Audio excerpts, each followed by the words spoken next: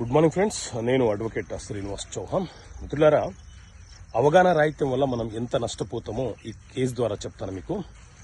2007వ సంవత్సరంలో ఒక ప్రభుత్వ ఉన్నత ఉద్యోగి వరంగల్ పరిసర ప్రాంతాలలో దాదాపు ఒక 5 ఎకరాల భూమిని కొనుగోలు చేసినాడు. ఆ భూమిని రిజిస్ట్రేషన్ కూడా చేసుకున్నాడు. పొజిషన్లో కూడా వెళ్ళిపోయాడు. రిజిస్ట్రేషన్ అయింది, ఎక్కడ సబ్ రిజిస్టర్ ఆఫీస్లో రిజిస్ట్రేషన్ అయింది. అతను సేల్ డీడ్ కూడా పొందాడు. కానీ 2020లో తెలంగాణ రాష్ట్ర ప్రభుత్వం ధరణి అనే ఒక పోర్టల్ని తీసుకురావడం వల్ల ఎవరైతే ఇతనికి భూమి అమ్మారో ఆవిడ గారికే పట్టాదారు పాస్బుక్ను జారీ చేయడం జరిగింది. తప్పెక్కడ జరిగింది అని అంటే, ఎప్పుడైనా సరే గతంలో అగ్రికల్చర్ ల్యాండ్ని మనం కొనుగోలు చేసినప్పుడు సబ్ రిజిస్టర్ వద్ద సేల్ డీడ్ అయిన తర్వాత మనం మ్యూటేషన్ ప్రాసెస్ చేసుకుంటే మన పేరు మీద రెవెన్యూ అధికారులు పట్టాదారు పాస్బుక్ను జారీ చేస్తారు. మ్యూటేషన్ చేసుకోకపోతే ఎవరైతే మనకు అమ్మారో వారే హక్కుదారులుగా రెవెన్యూ డిపార్ట్మెంట్